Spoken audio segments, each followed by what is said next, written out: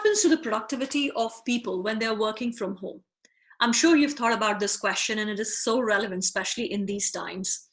Hi, this is Shweta here, and what I want to talk about today is some very simple strategies to ensure that your team is operating at its best level. Now, to be very candid with you, I didn't realize the extent of the productivity problem till the time I saw McKinsey's report, the latest report actually on COVID-19 facts and insights. Now, McKinsey is one of the leading think tanks in the world. And when they presented this and I saw this, I was like, okay, the problem is big. So let me actually bring it up on the screen so you know where I'm coming from and what exactly I'm looking at. Let's have a look. I hope you can see it on the screen right now. Now, as you can see here, when I saw this particular slide, this graph really stood out for me. Look at the decline, look at the gradient of this graph, right?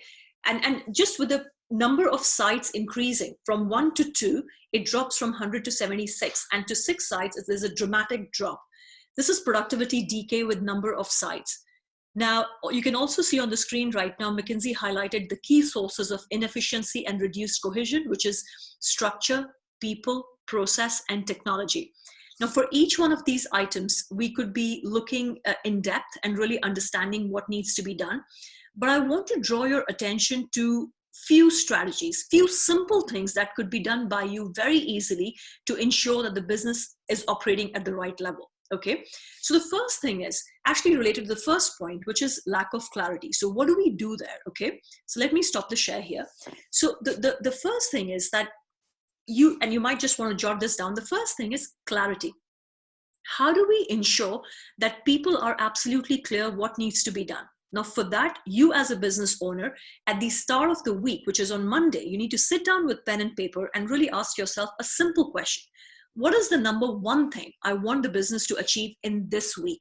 We're talking about one thing, and we're talking about this week. We're not talking about month, quarter, year, just one thing this week. If you are crystal clear on that, the chances are your other team members' projects are also going to be very clear. So once you do that, then you move forward and then you ask yourself a question and you write down your senior team member A, B, C, right? Your 3 or 5 key members who report into you. And then you ask yourself the same question, saying, what do I want my team member A to achieve in this week? Just that one thing. What is the one thing I want this person to achieve in this week? You jot that down and you do that exercise for your remaining team members, the key team members, right? Because then they can take care of their extended team.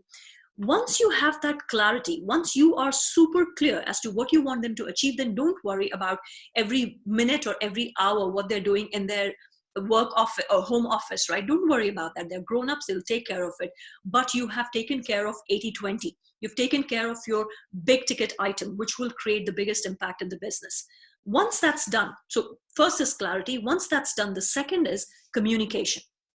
And I know there are a lot of talks happening about the frequent communications and how leaders need to show up and they need to communicate. And that's good. That will help your team.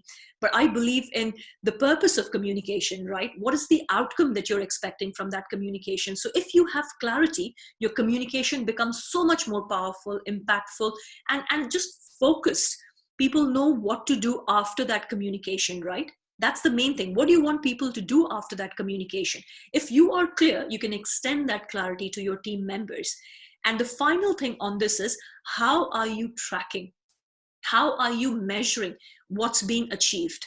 What's the reporting mechanism? It could be one simple email on Friday by that team member saying, this is all done as we agreed, it's all done, or Wednesday, depending on what's the timeline. But there has to be the closure of the task, reporting in. So there is a good level of accountability and we know that the job is done, the project has been achieved. So 3 simple things to recap for you: clarity for yourself to start off with, and for each one of your team members, what's the one thing that needs to be done in this week? Second, communication, purposeful, and you know exactly what outcome you're after. Third, very clear reporting, so we know it's achieved, it's done, and there's a good level of accountability sitting there. I hope that helps you. And look, it's really important that you're on top of your game, because not having the right level of productivity and performance in the business is not something that's negotiable. It is non-negotiable, especially in the given times. And the better communicator you are, more clarity you have, the overall team benefits from that. I hope that helps, and I will be in touch with you again very soon. Meanwhile, stay safe, stay strong, stay clear, and make sure you're communicating enough. Take care. Bye-bye.